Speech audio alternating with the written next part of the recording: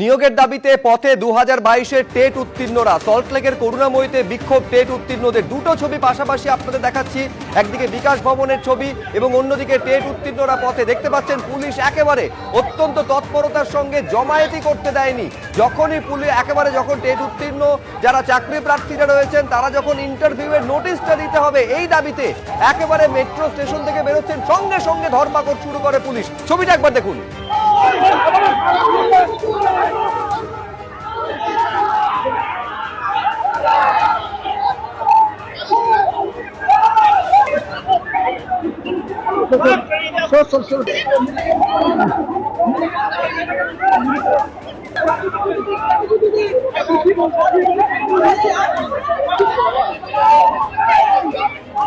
দেখুন কিভাবে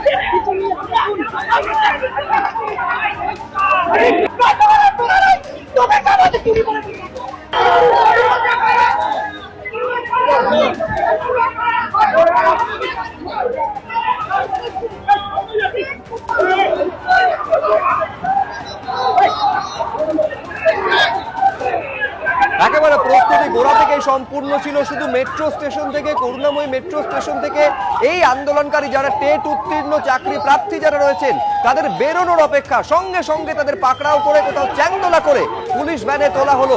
এমনকি যারা পুলিশের এই বজ্রহাটুনি পেরিয়ে কিছুটা যেতে পেরেছেন তাদের পর্যন্ত রেয়াত করা হয়নি। আমি সরাসরি কথা বলবো, সত্যজিৎ বৈদ্য আমাদের সঙ্গে রয়েছেন। সকাল থেকে যে তৎপরতার ছবি, যে সক্রিয়তার ছবি দেখা গিয়েছে আমি শুনছিলাম সত্যজিৎ, কেউ কেউ বলছেন আবার আমরা ফিরে আসবো। অর্থাৎ একেবারে দাঁতে দাঁত চেপে চাকরি পাওয়ার যে লড়াইটা সেইটা একেবারে তারা জারি রেখেছেন পুলিশের এই তৎপরতার মধ্যেও। এখন কি ছবি? দেখো সুব্রজিৎ, তোমাকে প্রথমেই যে ছবিটা দেখাবো, যে এখানে প্রাথমিক শিক্ষা পর্ষদের সামনের ছবিটা, যেখানে ব্যারিকেড করা আছে, ব্যাপক সংখ্যক পুলিশ মোতায়েন করা হয়েছে এবং এখনো পর্যন্ত দেখতে দেখতে 3 ঘন্টা অতিক্রান্ত হয়ে গিয়েছে এই জায়গা। এবং এর পাশাপাশি করুণাময়ী মোড়, করুণাময়ী মেট্রো স্টেশন, এই সমস্ত জায়গাতে দফায় দফায় রণক্ষেত্রের চেহারা নিয়েছে। বিক্ষোভকারীদের সঙ্গে পুলিশের কখনো ধস্তাধস্তি, কখনো কথা কাটাকাটি, কখনো বিক্ষোভকারীদের চ্যাংদোলা করে তুলে নিয়ে যাওয়া। এবং এই ঘটনার কারণে এখনো পর্যন্ত 2 জন তারা জখম হয়েছেন এবং একজনকে আমরা এক্ষুনি দেখলাম, তাকে অ্যাম্বুলেন্সে করে নিয়ে যাওয়া হলো। গুরুতর আহত, তাকে অ্যাম্বুলেন্সে করে নিয়ে যাওয়া হলো। বিক্ষোভকারীদের মধ্যে 2 জন জখম হয়েছেন। যদিও পুলিশ বলছে পরিস্থিতি নিয়ন্ত্রণে, কিন্তু আমরা যেমনটা দেখছি যে যত সময় গড়াচ্ছে দফায় দফায় বিক্ষোভকারীরা তারা আসছেন, কখনো অবস্থানে বসে পড়ছেন, কখনো বা রাস্তায় স্লোগান দিচ্ছেন, কখনো বা এই প্রাথমিক শিক্ষা পর্ষদের দিকে মিছিল করে আসার চেষ্টা করছেন। প্রত্যেকবারই পুলিশ কিন্তু বাধা দেওয়ার চেষ্টা করছে। যেমনটা তুমি বলছিলে যে প্রথম থেকেই, অর্থাৎ দুপুর 12টা থেকেই করুণাময়ী যে মেট্রো স্টেশনের গেট, সেখানে ব্যাপক সংখ্যক পুলিশ মোতায়েন করা হয়েছিল। বিক্ষোভকারী দেখলেই তাকে পুলিশের গাড়িতে তোলা হচ্ছিল। যদিও পুলিশের চোখে ধুলো দিয়ে এবং সমস্ত বাধা এড়িয়ে ব্যাপক সংখ্যক বিক্ষোভকারী তারা কিন্তু এখানে চলে আসেন, করুণাময়ী মোড়ে চলে আসেন এবং তারপর শেষ পর্যন্ত পুলিশি বাধার মুখে তারা পিছু হটতে বাধ্য হন।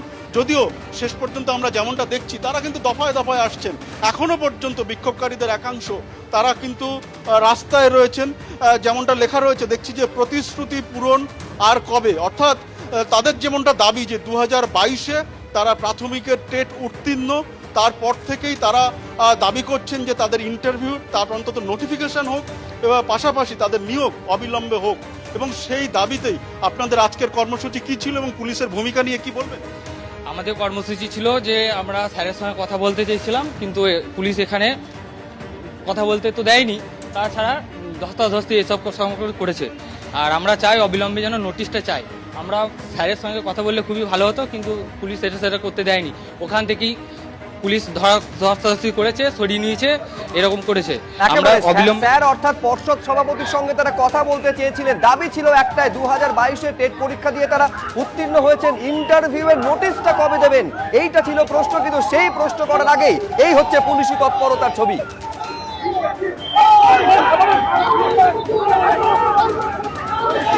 করুণাময়ীর যে মেট্রো স্টেশন, সেই মেট্রো স্টেশনে মেট্রো থেকে যারা বিক্ষোভকারী তাদের নামার কথা, তুমি দেখতে পাচ্ছ তার আগে থেকে, অর্থাৎ ঘন্টাখানেক আগে থেকে কিন্তু এখানে ব্যাপক সংখ্যক পুলিশ মোতায়েন করা হয়েছে। যে জায়গার ছবি এখন দেখছো করুণাময়ী মোড়, যেখানে এখন থেকে প্রায় ঘন্টাখানেক আগে থেকে কিন্তু ব্যাপক সংখ্যক পুলিশ মোতায়েন করা হয়েছিল, যাতে কোনোভাবে এই যারা বিক্ষোভকারী তারা এখান থেকে এগোতে না পারেন, কিন্তু শেষ পর্যন্ত দেখা গেল পুলিশের সমস্ত প্রতিরোধ অগ্রাহ্য করে বিক্ষোভকারীরা তারা চাকরির দাবিতে, ইন্টারভিউয়ের দাবিতে যে কর্মসূচি ছিল সেই কর্মসূচি অনুযায়ী তারা মিছিল করে এগিয়ে চলেছেন।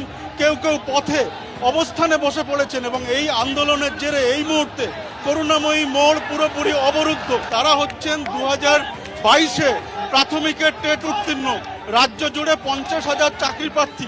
তারা যে দাবি করছেন অবিলম্বে ইন্টারভিউ হতে হবে, নিয়োগ প্রক্রিয়া চালু করতে হবে। একের পর এক চাকরি প্রার্থী যারা বিক্ষোভ দেখাতে এসেছিলেন তাদের টেনে হিঁচড়ে পুলিশের গাড়িতে তোলা হচ্ছে এবং প্রথম থেকেই আমরা দেখেছিলাম যে মেট্রো স্টেশনে তাদেরকে যেমনভাবে নেওয়া, আমাদের ইন্টারভিউ, তারা যেমনটা দাবি করছেন যে তাদের একটাই দাবি যে ইন্টারভিউ চাই, অবিলম্বে নিয়োগ চাই, এবং যে কারণে অনেকেই কিন্তু রাস্তায় বসে পড়ে। আমরা 2022 সালে টেট পাস করেছি, আমরা 50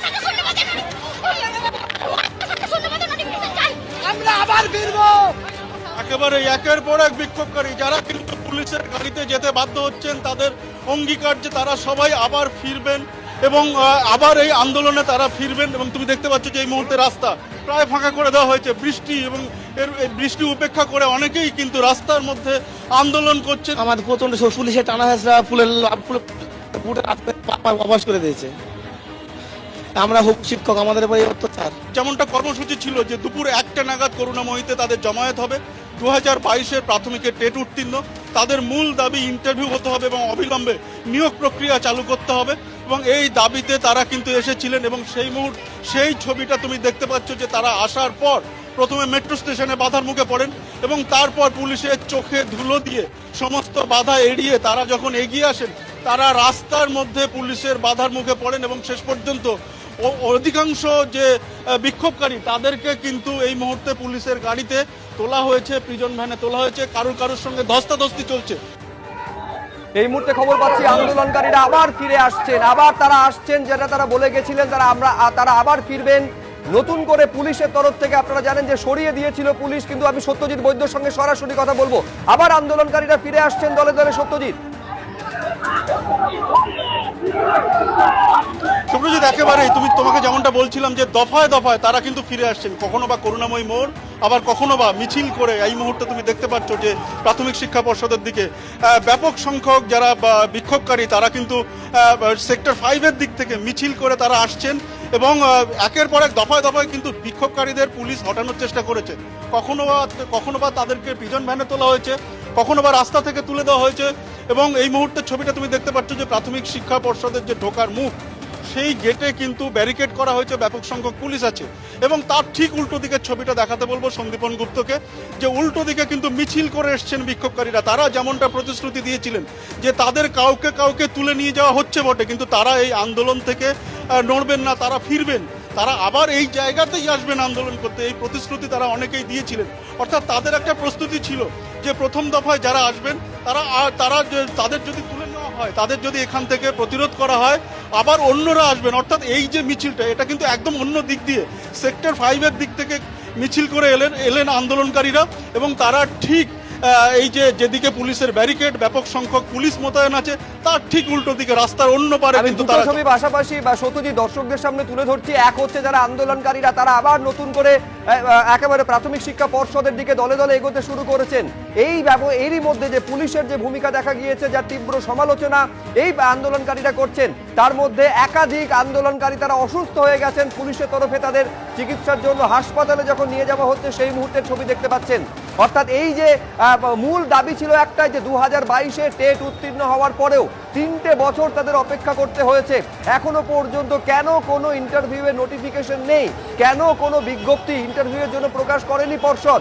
স্পষ্ট দাবি একটাই, যে 50,000 যে শূন্য পদ রয়েছে দ্রুত সেই শূন্য পদে নিয়োগ করতে হবে।